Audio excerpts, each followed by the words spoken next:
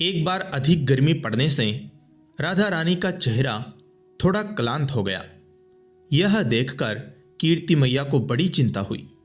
कीर्ति मैया ने ललिता जी को बुलाकर कहा, ललिते, अब कुछ दिन राधा कहीं बाहर नहीं जाएगी। तुम इस बात का ध्यान रखना।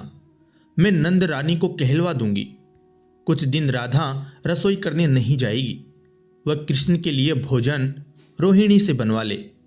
पूरा ब्रिज जानता है, राधा के बाद कोई अमृत तुल्य भोजन बनाता है तो वो है माता रोहिणी।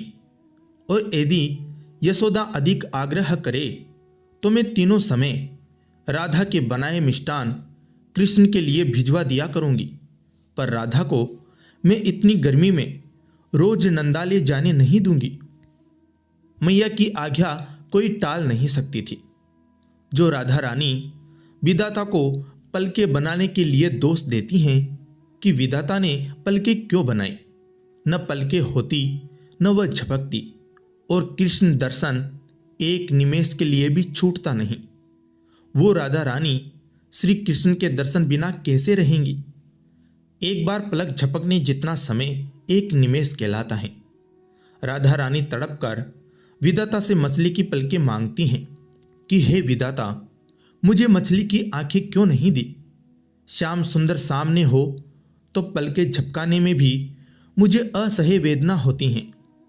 मछली की आंख कभी भी झपकती नहीं है। ऐसी राधा रानी श्री कृष्ण को देखे बिना कुछ दिन तो क्या, कुछ घंटे भी कैसे बिताएगी, यह सोचकर सखियां व्याकुल हैं। कृष्ण विरह से राधा रानी का शरीर जल रहा है।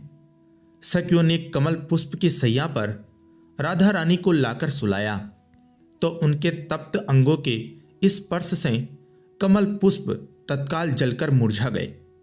सखियों ने उनके अंग पर चंदन लेप किया तो वो भी तत्काल सूख कर झड़ गया। कमल पत्तों को गीला कर पंखा करना चाहा तो राधा रानी के विरह ताप से पत्ते मुरझा गए। राधा रानी यह विरह वेता ज्यादा देर सह न सकी, वो मूर्छित हो गई। सखियां निरुपाय हो रही थी। सभी प्रयास विफल हो चुके थे। वह चिंतित होकर उन्हें घेरे हुए खड़ी थी। तभी नंद भवन से संदेश लेकर धनिष्ठा आई। धनिष्ठा ने आकर ललिता जी से कहा, सखी, आज राधा रसोई करने नहीं गई तो रोहिणी माँ ने ही कृष्ण के लिए रसोई बनाई। कृष्ण वही भोजन कर गो चराने चले गए। पर आज कृष्ण ने कितने अनमने भाव से भोजन किया, यह हम सबने देखा। यशोदा माँ ने चिंतित होकर मुझे यहाँ भेजा है कि मैं राधा से कुछ मिष्टान बनवा लाऊं ताकि गोचारण से लौटकर कृष्ण प्रसन्न मन से भोजन करे। परंतु हाय, राधा तो मूर्छित है, अब मैं क्या करूं। कुछ देर सोचकर धनिष्ठा ने राधा रानी के कान के पास जाकर कहा, राधे, वह देखो श्याम सुंदर तुम्हारे सामने खड़े हैं। इतना सुनते ही राधा रानी की मूर्छा जाती रही। वह उठकर बैठ गई। अब झट से धनिष्ठा ने यशोदा मैया का आदेश राधा रानी को सुना दिया। विरह ताप से तापित होने पर भी राधा रानी ने जैसे ही धनिष्ठा के मुख से ब्रिजेश्वरी का आदेश सुना, उन्हें मानो शरीर में प्रचुर बल मिल गया। राधा रानी सखियों से बोली, हे रूप मंजरी, शीघ्र चूल्हे को लीप कर उसमें अग्नि प्रज्वलित करो। यहाँ कढ़ाई ले आओ। ब्रजेश्वरी के आदेशानुसार मैं श्याम सुंदर के लिए भोजन बनाऊंगी। हे सखी, मैं प्रतिदिन जितने मोदक बनाती हूं उससे 4 गुना अधिक बनाऊंगी। तुम सब मेरे स्वास्थ्य की तनिक भी चिंता मत करो।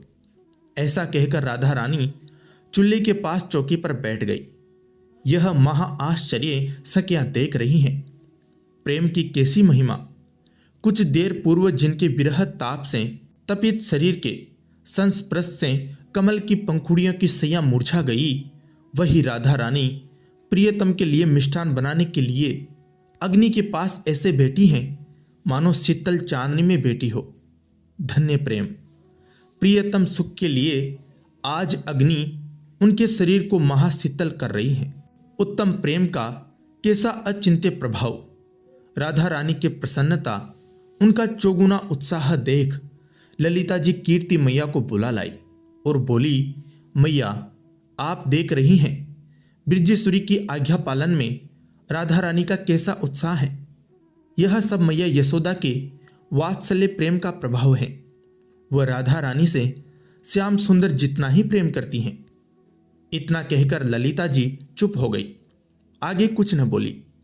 कीर्ति मैया बोली, सही कह रही हो ललिता, यशोदा राधा को देखे बिना एक दिन नहीं रह सकती।